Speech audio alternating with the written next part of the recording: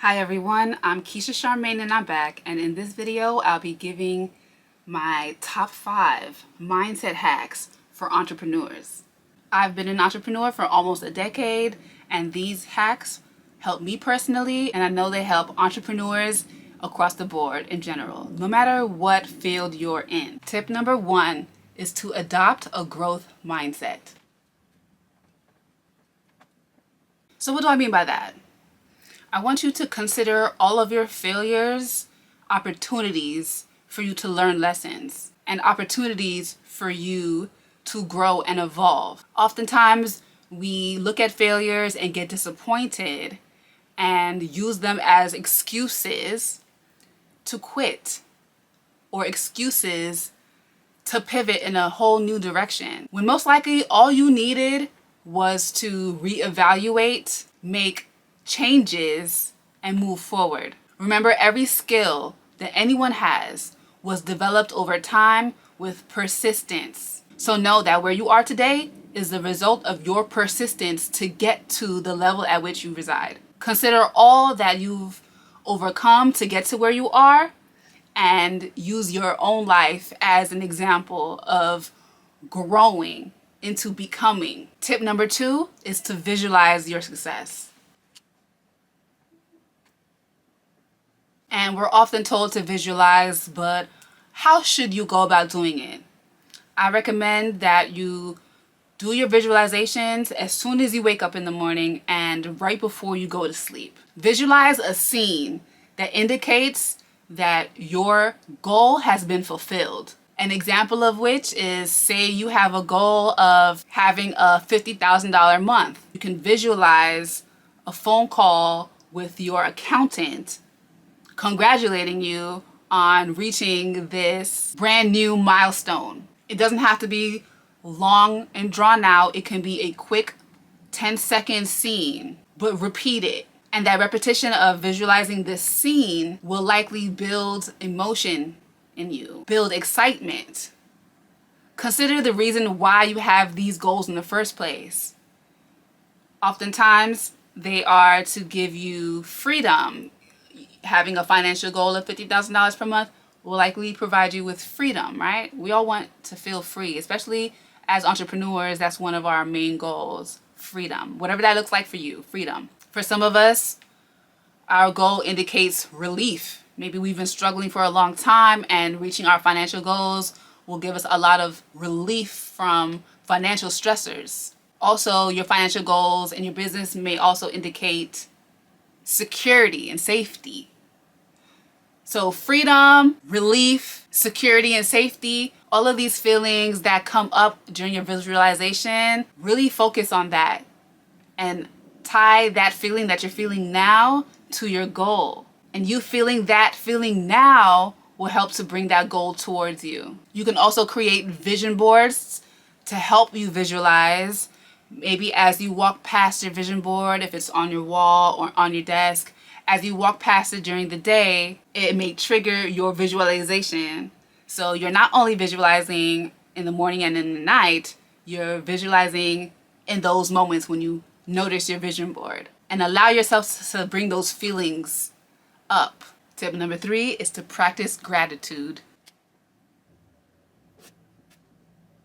It's always helpful to be grateful in general. So be grateful for all the things that you take for granted, like having access to your senses. Can you see? Can you hear? Can you smell? Can you feel? What am I missing? Can you taste? Not everyone can say that they can. So definitely be grateful for you having access to all those senses. Do you have a home to go to? Do you have a car to drive? Is there food in your fridge? Did you wake up to nice weather? Be grateful for all of the little things you overlook and take for granted, okay? So I want you to be grateful on a broad scale. But as far as your entrepreneur life, be grateful for the small wins. Maybe you had a goal of making $1,000 today, but you only made $300 today. Be grateful for that $300. Don't sulk in the fact that you didn't reach that goal, because I'm sure there were days where you made 0 sales, or there were days where you only made 100 or 299.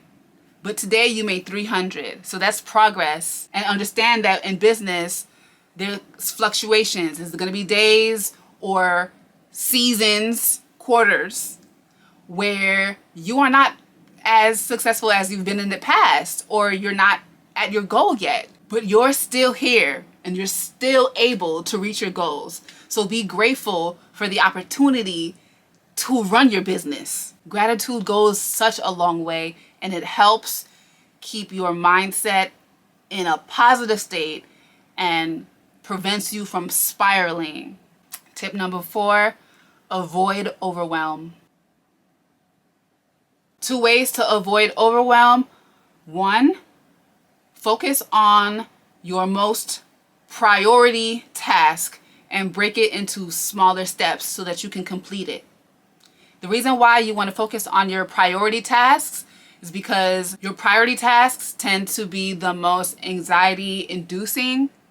Handling that first and getting that out of the way is going to help you feel relief throughout the rest of your tasks, because you got the biggest one, the most anxiety inducing one out of the way. Another great way to avoid overwhelm, if you can, delegate tasks to other people. You may not have staff yet, and that's okay. You may not have a team. However, there are affordable ways that you can get tasks done for you. For instance, if you have to focus on creating your product or doing customer service or making content, maybe creating ads is not your expertise. You can go to websites like Fiverr.com and hire someone to create an ad for you for $15, or flyers, any kind of marketing material. Any area within your business that is not within your personal strength, find somebody else to do it. We don't need to learn how to do every single thing in our business. There are people who are experts in those areas and they are available for hire, freelance. And my last tip to help you avoid overwhelm is by working towards being 1% better every single day, rather than trying to do so much to transform your life overnight. That sounds great, and maybe it's achievable for you or for many people. Many people are able to quantum leap overnight, but maybe you've tried to do that and you failed and you dropped back to ground zero. That's okay. Maybe trying to completely transform and make a 180 shift was too much for you. It's not necessary. Focus on becoming 1% better each day. So what that could mean is limit your time idly scrolling on social media. Maybe you do that for 3 hours a day. Minimize that to 1 and keep up that habit. Now the next day, maybe you take a lot of time out doing customer service. Every time you see an email pop up on your phone, you are responding to those emails, rather than taking time throughout your day to do it when you could be doing other tasks that are more pressing. Maybe allot some time in your day for answering emails and keep doing that onward. So now you're compounding the habit of 1 hour only on social media with the habit of answering emails at a certain hour each day, and whatever other ideas you have to make yourself 1% better each day, keep doing it and compound it. And last but not least, tip number 5, detach from the idea of perfectionism.